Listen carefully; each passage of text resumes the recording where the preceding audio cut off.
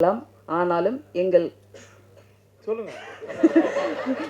யோகி பாபு எப்போதும் அதே இடத்தில் எல்லோருக்காகவும் எல்லார் படங்களிலும் நடித்து கொடுப்பார். பேரழகன் யோகி பாபு அவர்களை பேச அழைத்து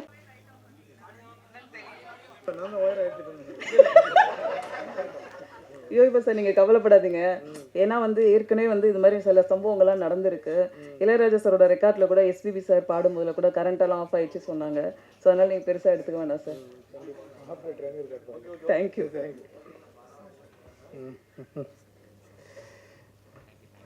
எல்லாருக்கும் வணக்கம்.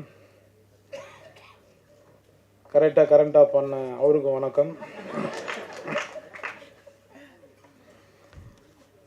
இந்த படத்தில் எனக்கு வாய்ப்பு கொடுத்த டைரக்டர் பிரதாப் சார் அவருக்கு நான் நன்றி தெரிவிச்சுக்கிறேன்.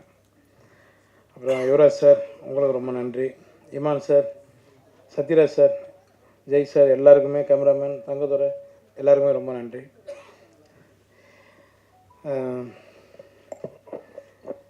பிரதாப் நான் கொஞ்சம் உரிமையோடு பேசுவேன். ஏன்னா ஃப்ரெண்டு தான் இருக்கும் மேடம். ஒரு 17 வருஷத்துக்கு மேலே இருக்குமா, 18 வருஷத்துக்கு முன்னாடி 2 பேரும் ஒரு படத்தில் அட்மாஸ்பியர் பண்ணணுங்க. நாங்கள் 2 பேரும் அதனால இருக்குது சொல்கிறது இல்லை, ஓப்பனாக சொல்லிட்டு போயிடலண்ணா. 2 பேரும் காட்டுவாசிட்டு காஸ்டியூம் போட்டு 2 பேரும் நடித்தோம். 2 பேரும் ஒரே ரூம் தான். அப்படின்னா பாருங்கள் எப்படி இருக்கணும். அப்போயே பேசுவோம் நாங்கள் 2 பேரும், மச்சான் எப்படியாவது எல்லாம் பண்ணி மேலே வந்துடணும்டா அப்படின்னு.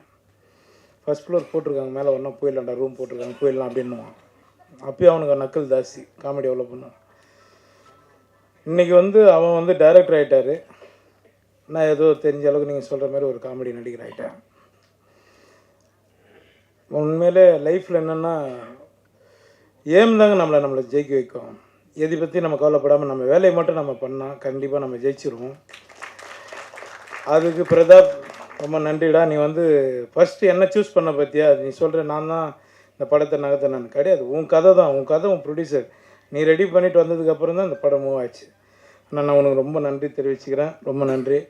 எனக்கு அது சொல்லணும்னு தோணுச்சுங்க, அதனால் சொன்னேன். இந்த படம் பார்த்துட்டு நீங்கள் இப்போ ப்ரொடியூசர் சொன்ன மாதிரி அவரும் ஒரு பேபி தான். நாங்கள் எங்கள் ஷூட் எடுத்துருந்து அவர் பண்ணி எங்காவது மோனில் நின்றுப்பார்.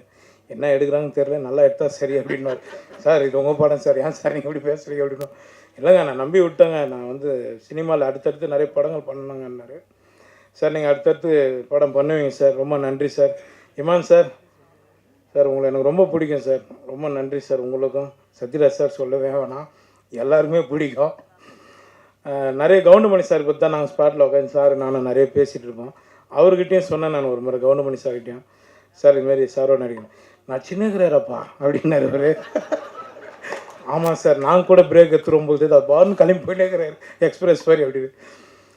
அதனால் எல்லாருக்கும் நான் நன்றி தெரிவிச்சுக்கிறேன். இந்த படம் வெற்றி அடைய நீங்கள் தான் பக்கத்துனே இருக்கணும். ரொம்ப நன்றி. ஜெய் சார், கேட்டேன் நான் அவர்கிட்ட, எப்படிங்க இப்படி எங்கே இருக்கீங்க அப்படின்னு. சிங்கிளாக இருக்கிறதுனால தான் நான் எங்கே இருக்கிறேன்னாரு.